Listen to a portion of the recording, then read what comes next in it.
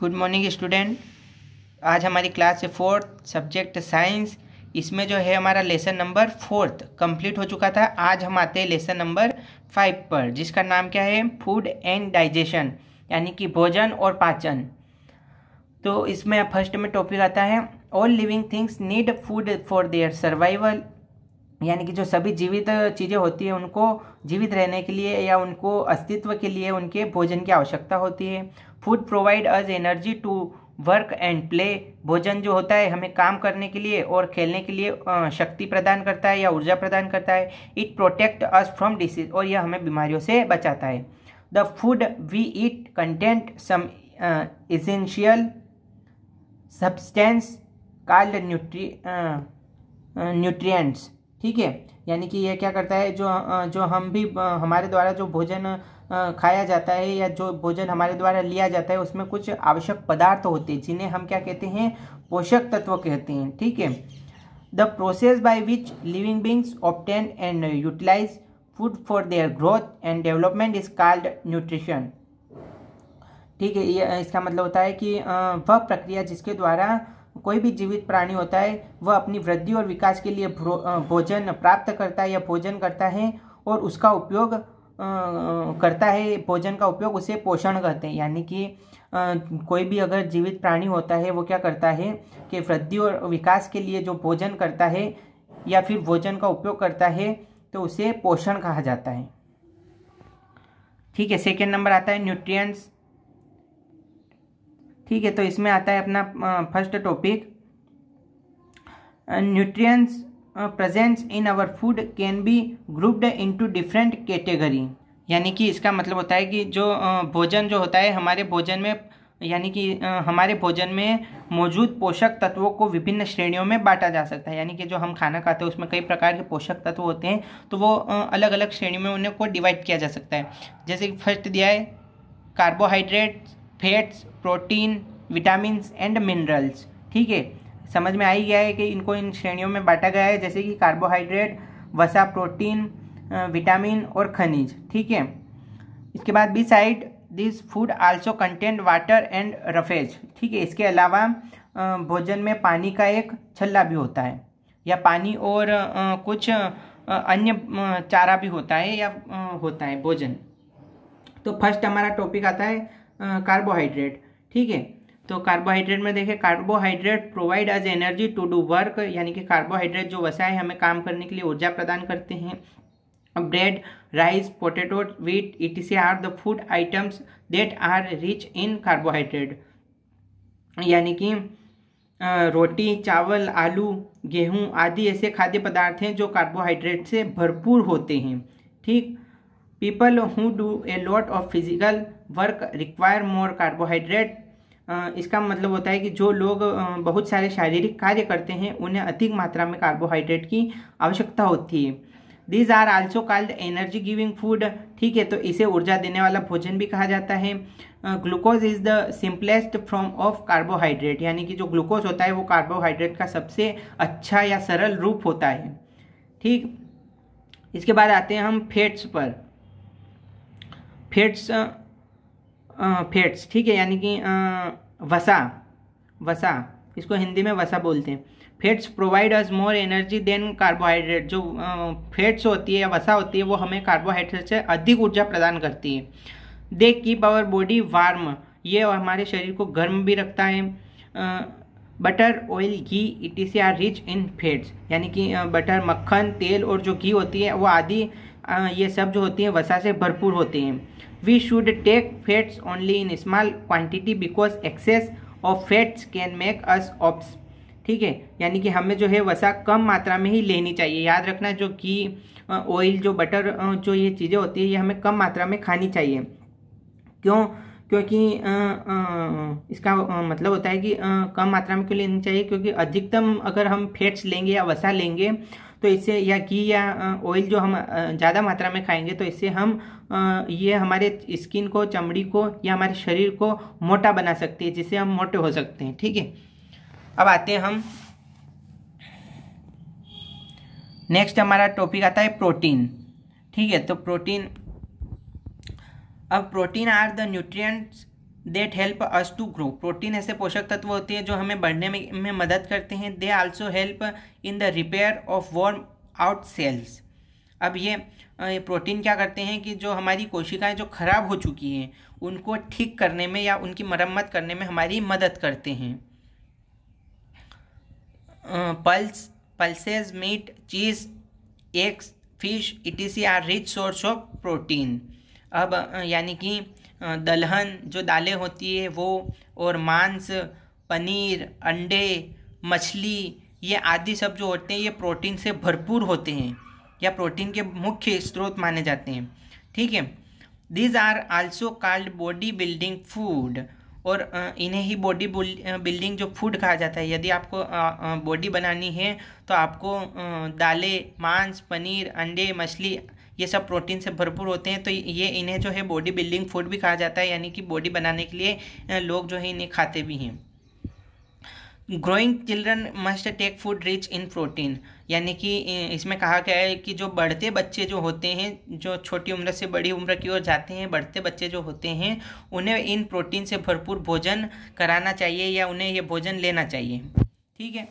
अब हम आते हैं, नेक्स्ट हमारा टॉपिक आता है विटामिन एंड मिनरल्स। ठीक है। Vitamin help our body to fight disease.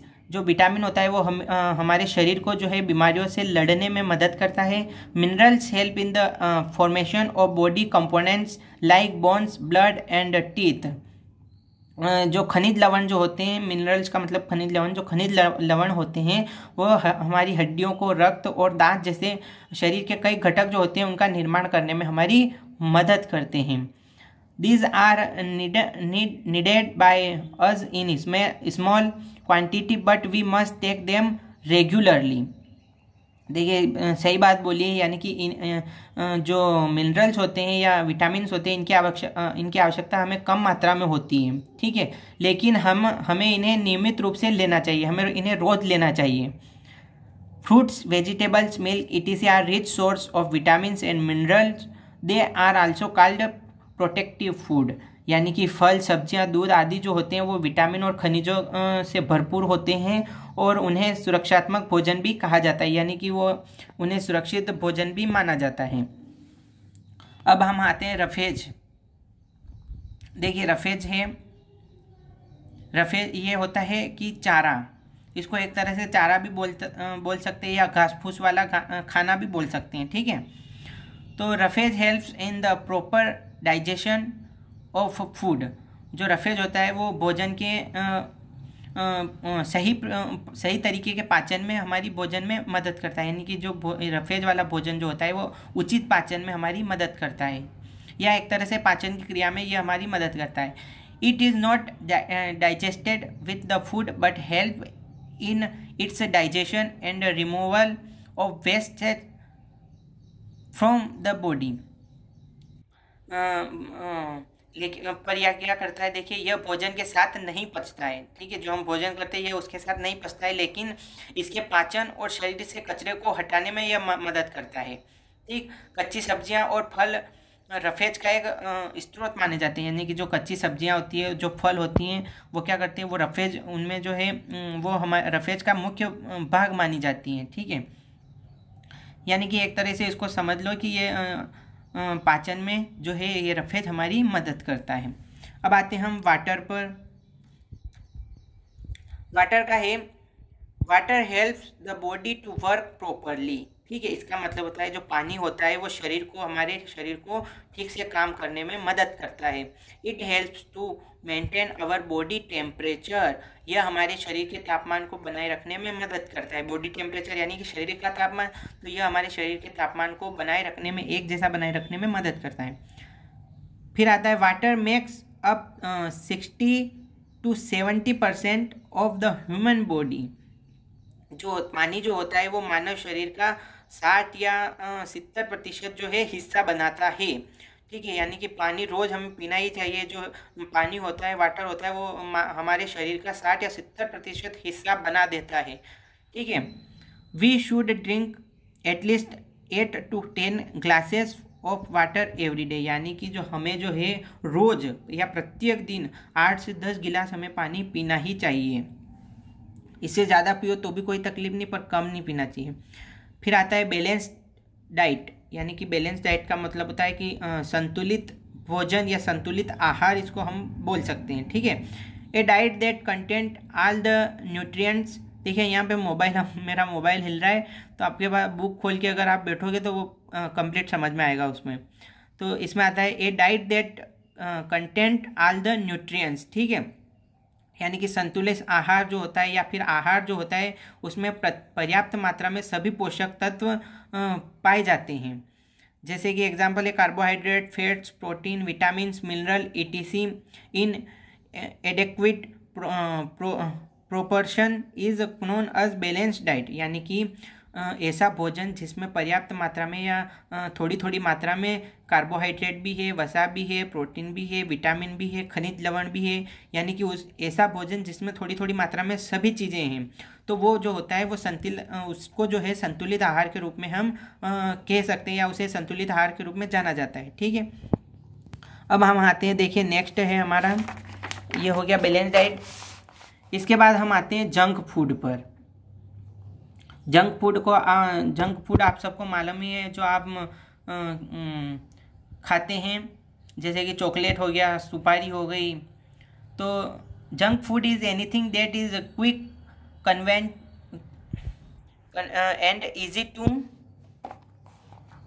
Easy to prepare, ठीक है। यानी कि जो जंक फूड होता है वो क्या करता है कि जंक फूड कुछ भी है जो जल्दी से या सुविधाजनक से तैयार करने में आसान होता है, यानी कि ऐसा भोजन कि जो जल्दी बन जाता है और जिसे बनाने में बहुत कम समय लगता है, वो सब जो है जंक फूड में गिना जाता है उनको, ठीक है। जैसे कि wafers, colas, burgers, pizzas etc are some of the junk food, यानी कि जो वेफर्स हैं या कोलाज हैं, बर्गर हैं, पिज़्ज़ा है, ये आदि सब जो है जंक फूड में आते हैं। Taking too much junk food can make us put on extra weight.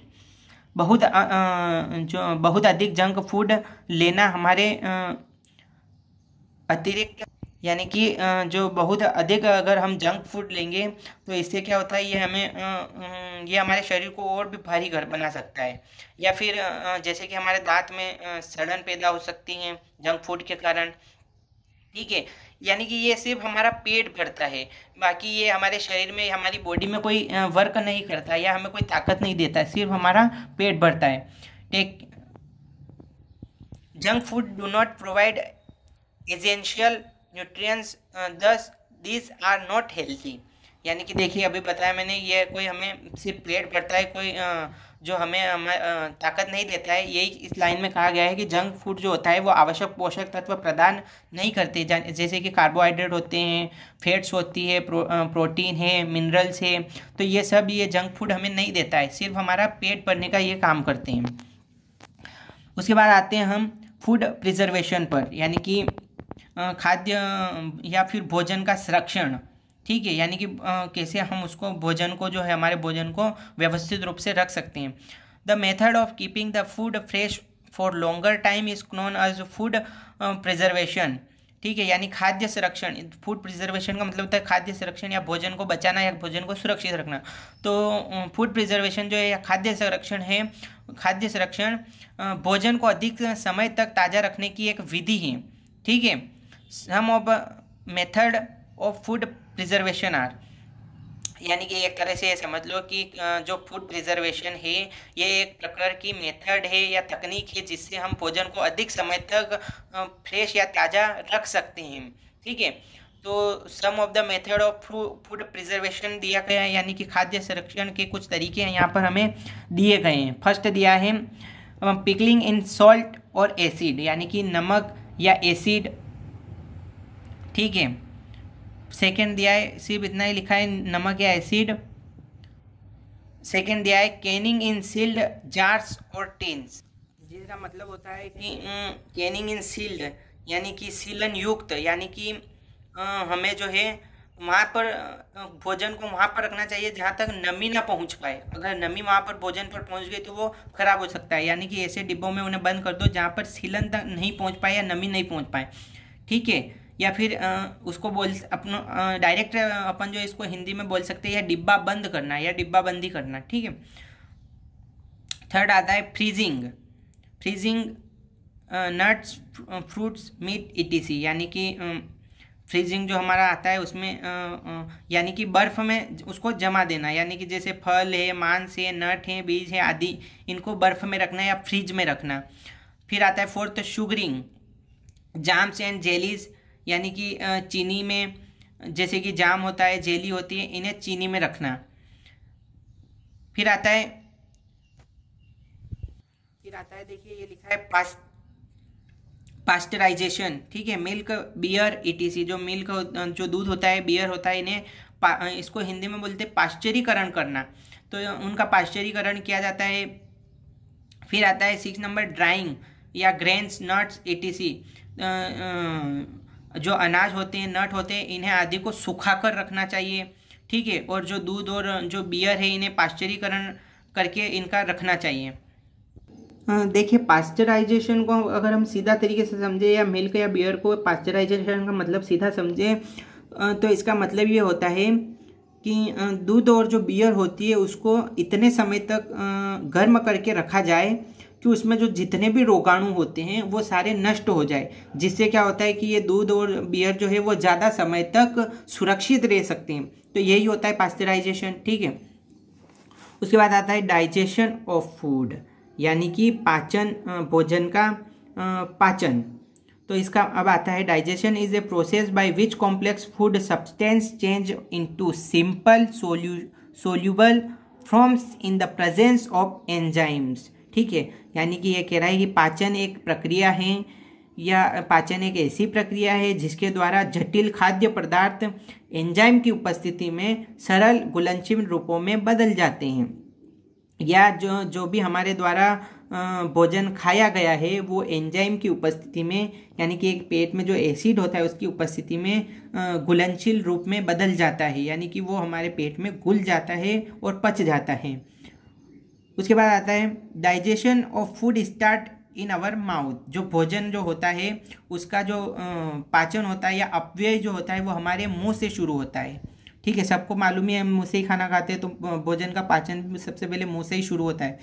As we चे इट, यानी कि हमें इसको चबाना चाहिए या हम इसे चबाते हैं। Food gets mixed with saliva which makes the food moist, ठीक है। जो अगर हम देखिए भोजन को हम चबाते हैं तो सलीवा का मतलब होता है लार, तो यह जो है हमारी लार्स में मिल जाता है। हम भोजन को मुंह में चबाते हैं तो यह हमारी लार में मिल जाता है। तो लार में मिलने के बाद ये क्या होता है कि ये नम हो जाता है या नरम हो जाता है, ठीक है। Which makes the food moist, नम हो जाता है। This chewed food is then swallowed into the food pipe called esophagus that connects the mouth to the stomach, ठीक है। यानी कि स्टोमच इसका मतलब होता है जो हमारे द्वारा जो चबाया हुआ भोजन है जो लार में मिक्स हो गया था, जो नम बन गया था, वो हमारे फूड पाइप के द्वारा, ठीक है। जो अन्न प्रणाली जिसको बोलते हैं, यानी कि फूड पाइप जो एक नली होती है जिससे भोजन नीचे पेट में जाता है तो वो उसमें चला जाता है, जो कि मुंह को पेट से, जो नली जो होती है वो फूड पाइप वो क्या करती है मुंह को पेट से जोड़ती है। तो हमारे द्वारा जो चबाया हुआ भोजन होता है वो उस नली में चला जाता है, ठीक है। उसके बाद ये कह रहा है कि now the food is passed to stomach, ठीक है। जो भोजन होता है वो फूड पाइप के द्वारा पेट में चला जाता है। अब आते हैं the stomach muscles help to churn the food and mix it with the digestive juices. अब जो हमारा भोजन जो पेट में गया है, पेट में जाने के बाद क्या होगा कि जो पेट की जो मांसपेशियां होती है वो भोजन को क्या करती है, एक तरह से मंथन करती है या उसको भोजन को हिलाती है, और उसके बाद क्या करती है पाचक रस जो होते हैं हमारे पेट में उनके साथ उनको मिलाने में जो वो मांसपेशियां होती है पेट की, वो पाचक रसों में उसको भोजन को मिला देती है, ठीक है। तो उसके बाद देखिए उसके बाद क्या होता है, the hydrochloric acid HCl kills harmful germs called bacteria and help to digest protein. ठीक है, यानी कि अब ये कह रहा है अपने को कि जो हाइड्रोक्लोरिक, पेट में जो हाइड्रोक्लोरिक एसिड होता है, ठीक है, याद रखना आईएमपी है कि पेट में कौन सा एसिड होता है, तो हाइड्रोक्लोरिक HCl एसिड जो होता है पेट में। अब वो क्या करता है कि जो उस भोजन में जितने भी बैक्टीरिया होते हैं, हानिकारक जो कीटाणु होते हैं, उनको वो मार देता है, और जो भी प्रोटीन होता है उसको पचाने में वो मदद करता है। ठीक है, इसके बाद आते हैं the food passes from the stomach into a long narrow tube called the small intestine। ठीक है, यानी कि इसके बाद ये कह रहा है अपने को कि भोजन जो है पेट से एक लंबी संकीर्ण नली से गुजरता है। भोजन पेट की जो लंबी संकीर्ण नली है उससे गुजरता है, जिसे हम छोटी आंत कहते हैं। यानी कि देखिए ये प्रोसेस समझ में आई। जो भोजन है वो हमारे मुंह से हमने चबाया, लार से मिक्स हुआ, फिर फूड पाइप के द्वारा, भोजन की नली के द्वारा वो पेट में गया। पेट में क्या हुआ, मांसपेशियों ने उसको हिलाया, उसका मंथन किया, और फिर उसको मिला दिया, पेट में मिक्स कर दिया। फिर क्या हुआ, जो पेट में हाइड्रोक्लोरिक एसिड था उसने क्या किया, जितने भी हमारे भोजन में कीटाणु थे हानिकारक, उन सबको मार दिया। उसके बाद मारने के बाद वो भोजन कहाँ गया, वो भोजन एक संकीर्ण नली के द्वारा वो हमारी छोटी आंत में चला गया।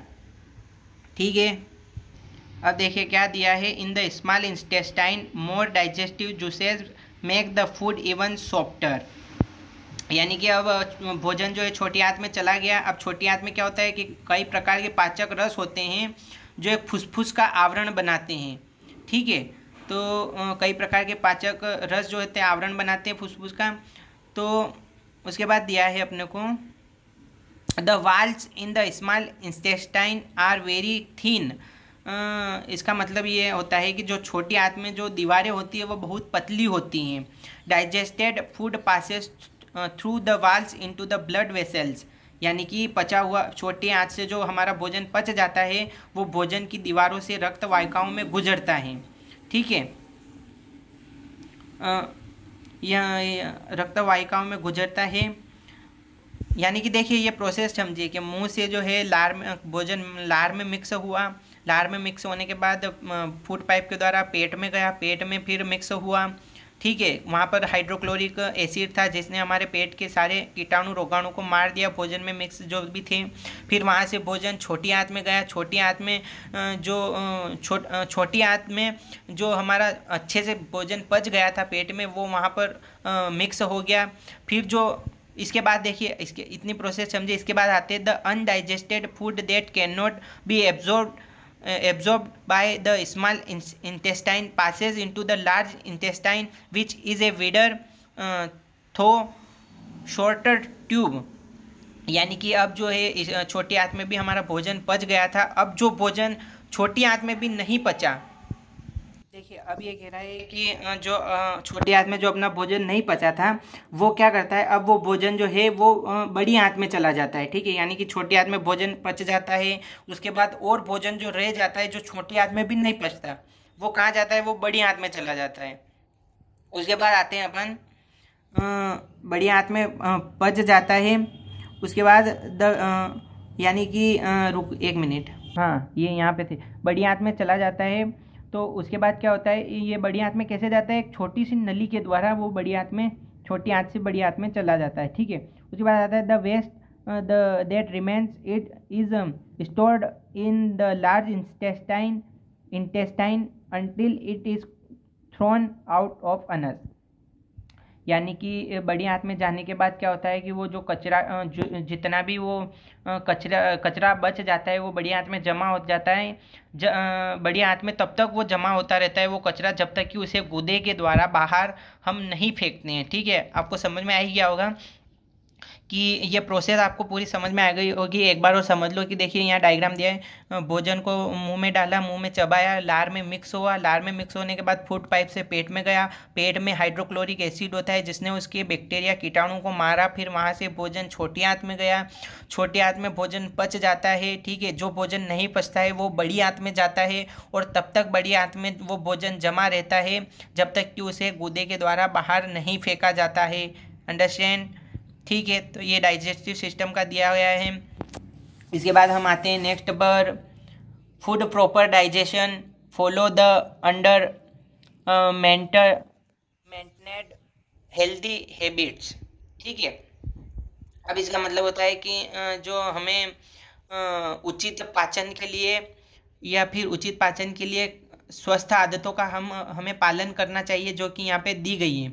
ठीक है, फर्स्ट दिया है take food at regular intervals. ठीक, यानी कि जो हमारा भोजन होता है वो नियमित अंतराल पर हमें भोजन करना चाहिए।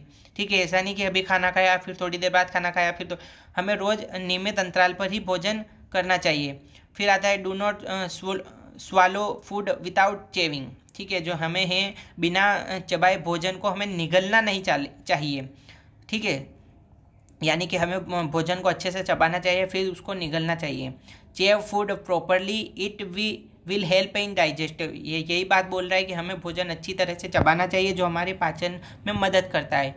फिर आता है हैव ए बैलेंस्ड डाइट, यह हमें जो है संतुलित आहार ही लेना चाहिए। संतुलित आहार अपनों ने बैलेंस डाइट पढ़ा था, यानी कि ऐसा भोजन जिसमें सभी प्रकार के जैसे कार्बोहाइड्रेट, फैट्स, प्रोटीन, मिनरल सभी मिक्स हो उसमें, तो वो लेना चाहिए। फिर आता है ड्रिंक प्लेंटी ऑफ वाटर, यानी कि हमें खूब ढेर सारा पानी पीना चाहिए।